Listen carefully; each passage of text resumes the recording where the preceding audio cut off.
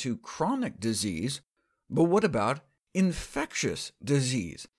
Interest in the antimicrobial activity of tea dates back to a military medical journal in 1906, suggesting that servicemen fill their canteens with tea to kill off the bugs that caused typhoid fever. However, this effect of tea was not studied further until the late 1980s, when tea compounds were pitted against viruses and bacteria in test tubes and petri dishes. But what we care about is, do they work in people?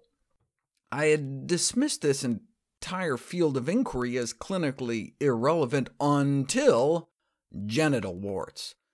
External genital warts, caused by human wart viruses, are one of the most common and fastest-spreading venereal diseases worldwide.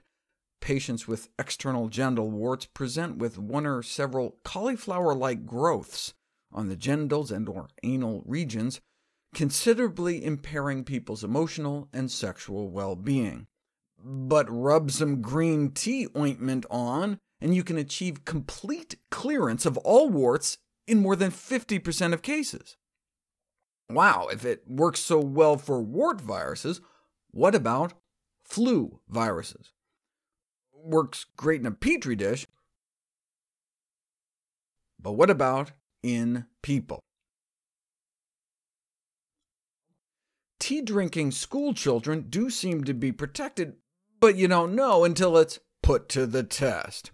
If you give healthcare workers green tea compounds, they come down with the flu about 3 times less often than those given placebo.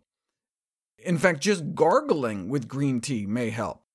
While a similar effect was not found in high school students, gargling with green tea may drop the risk of influenza infection 7- or 8-fold compared to gargling with water in elderly nursing home residents where flu can get really serious.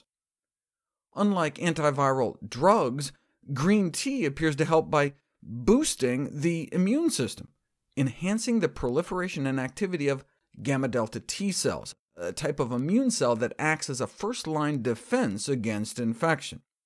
Subjects who drank 6 cups of tea per day had up to a 15-fold increase in infection-fighting interferon production in as little as 1 week. But why?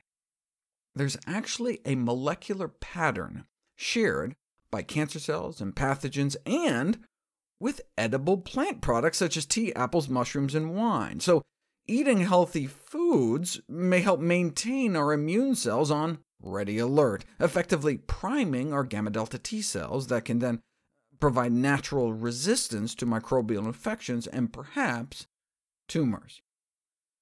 I guess I shouldn't have been so surprised.